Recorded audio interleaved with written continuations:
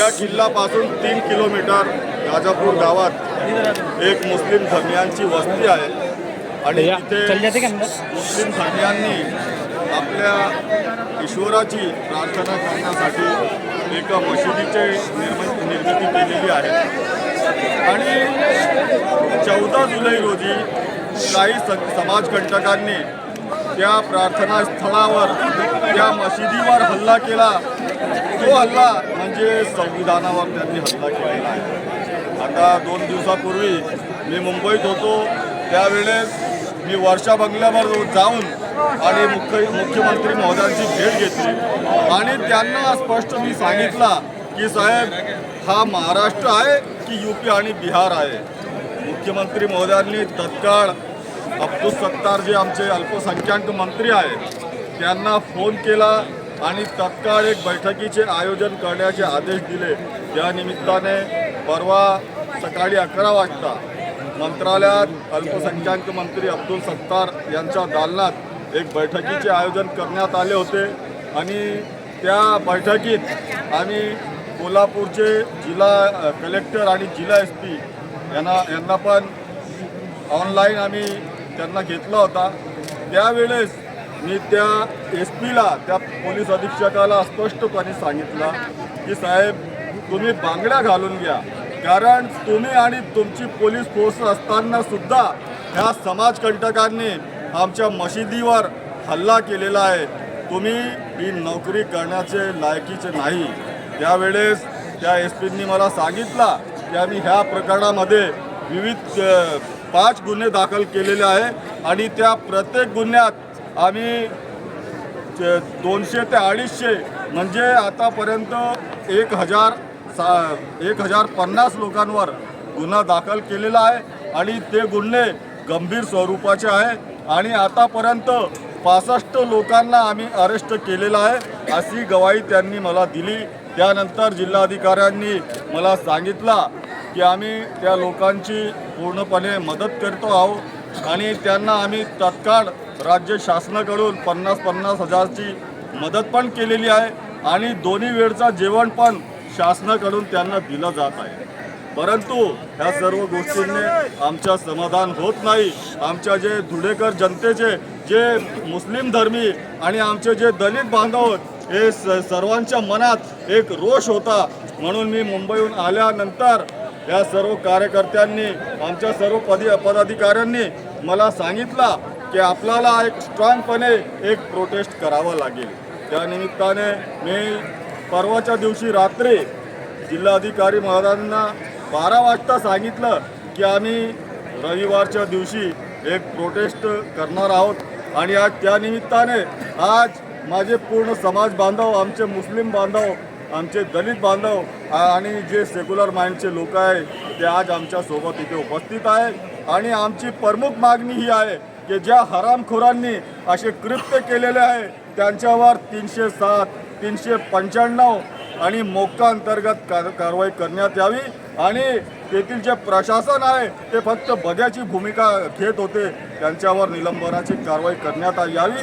या मागणीसाठी आज आमच्या पूर्ण समाज बांधव इथे जमलेले आहेत। हा प्रोटेस्टचा कार्यक्रम आयोजित केलेला आहे।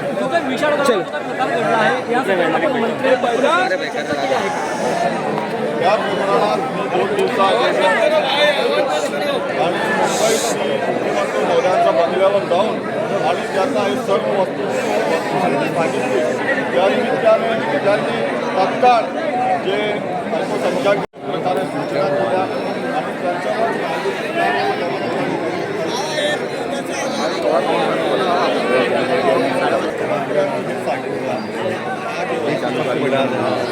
जे देश आहे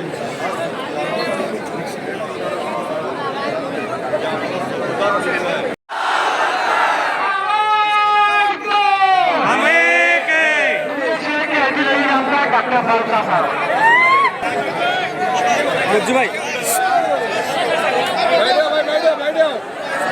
क्या हो रहा?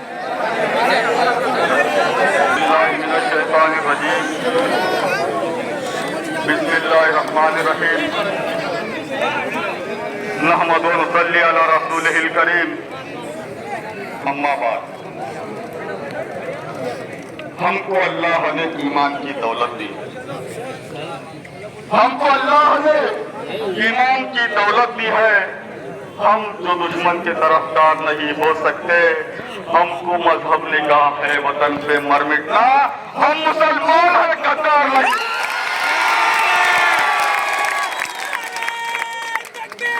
अल्लाह अकबर,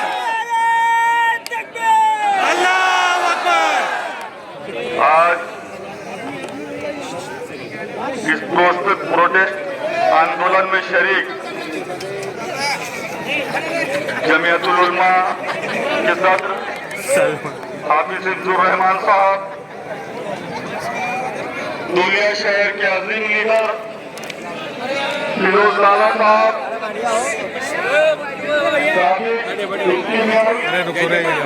जवान हाजी साहब, नगर सेवक नासिर पठान साहब, फखरुद्दीन भैया, इब्राहिम शेख पोपट वाले, नगर सेवक शहीद बेग, नगर सेवक सरपरस्त, नगर सेवक मुख्तार मेगर, नगर सेवक अमित पटेल, यहाँ पर मौजूद मेरे सभी दीनी समाजी मिली भाइयों, बुजुर्ग और दोस्तों, आपको बताना चाहूंगा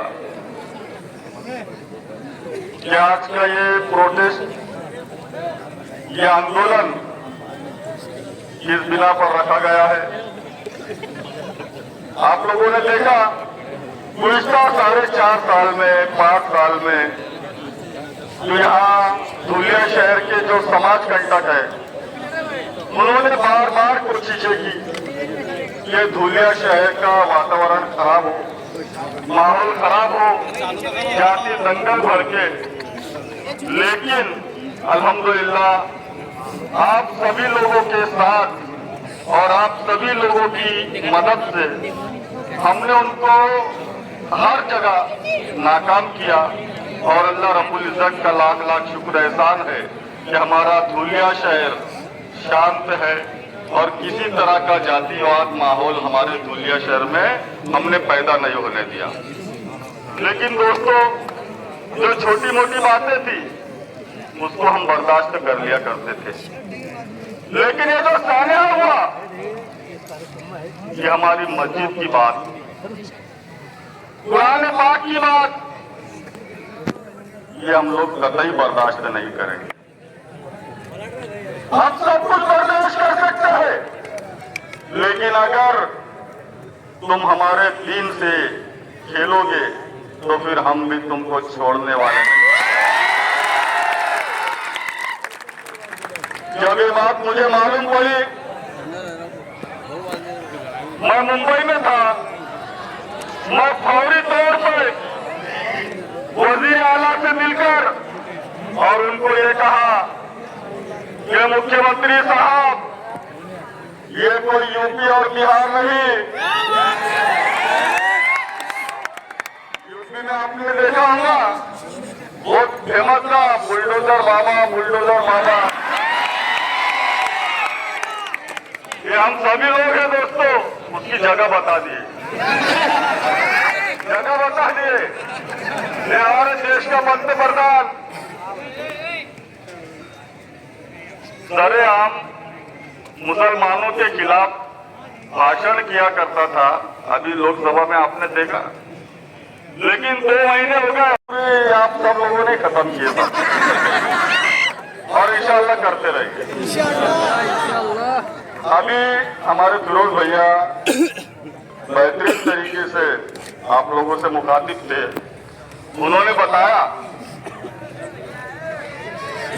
कि ये जो मामला हुआ तो वहाँ की कॉन्स्टिट्यूशन से, वहाँ के मतदार संघ से हम लोगों ने कांग्रेस की हिमायत की, कांग्रेस को वोट दिया और कांग्रेस को चुनकर दिया। यहाँ भी वही मामला है साथी। धुलिया में आप लोगों ने देखा ये जो माहौल खराब था, जो हम लोगों के ऊपर मजालिम ढाए जा रहे थे, जो पंतप्रधान मोदी सरेआम मुसलमानों के खिलाफ बोला करता था। इस वजह से अल्लाह का शुक्र है कि न सिर्फ धुलिया, न सिर्फ महाराष्ट्र, बल्कि पूरे मुल्क के, पूरे हिंदुस्तान के उलमाए कराम ने सर जोड़कर बैठा और हम लोगों को ये हुक्म सादर किया कि आप लोगों को भारतीय जनता पार्टी को हराने के लिए उनके मुकाबिल जो मजबूत उम्मीदवार है उसका साथ दो। साथियों, आप लोगों को बताना चाहूंगा, धुलिया लोकसभा का ये जो हल्का है, इसमें 19 लाख,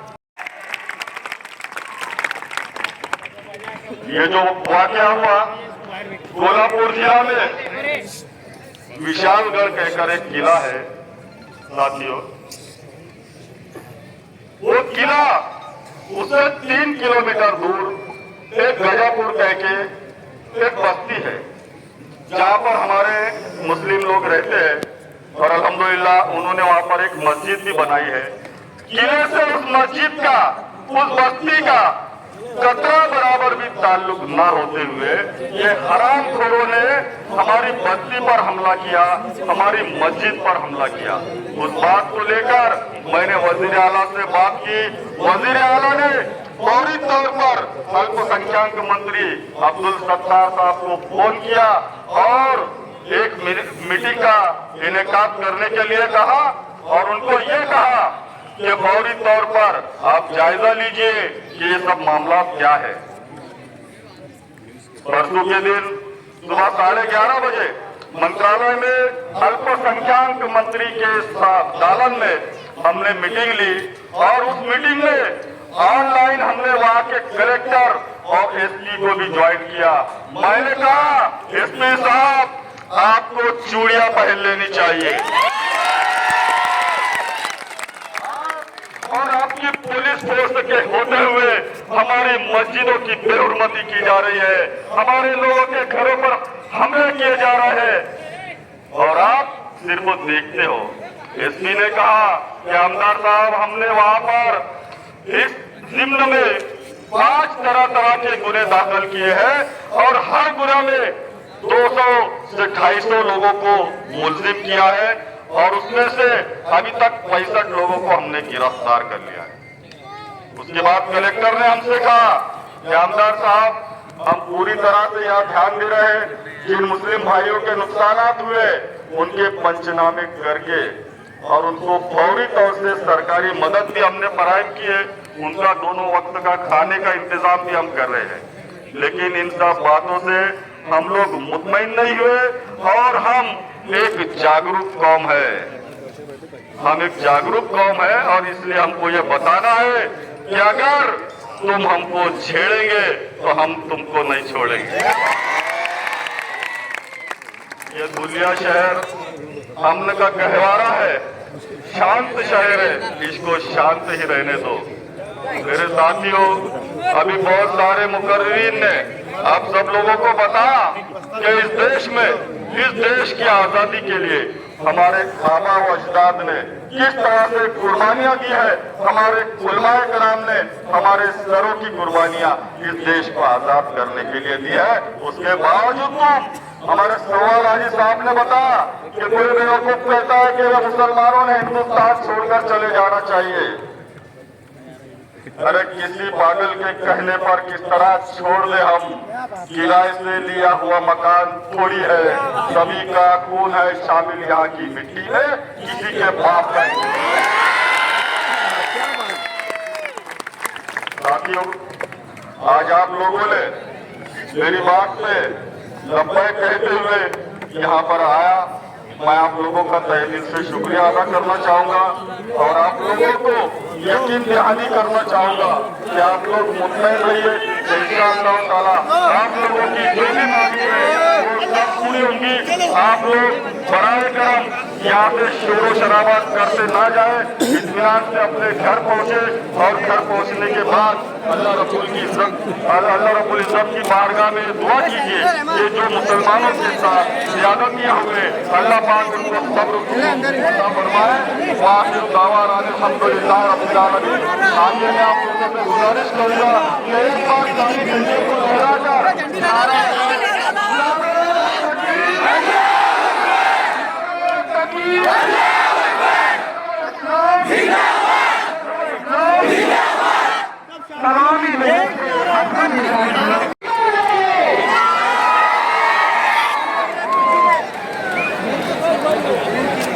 ज्यादा गर्दी मत करो। बाप रे भीड़।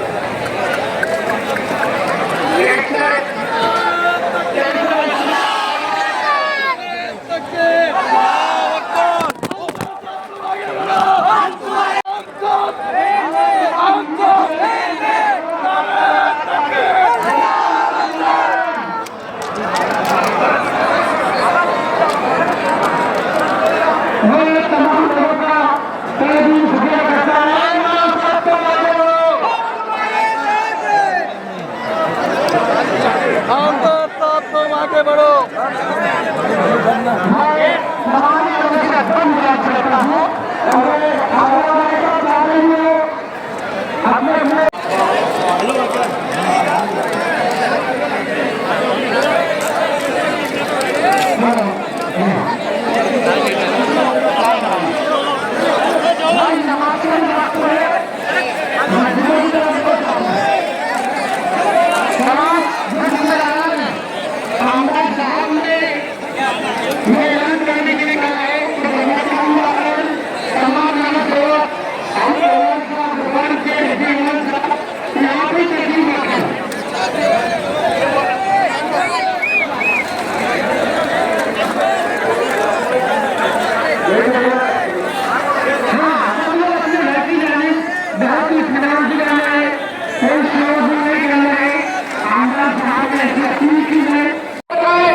हिंदुस्तान में बाबर की कबर का है हिंदुस्तान में, औरंगजेब की कबर का है हिंदुस्तान में।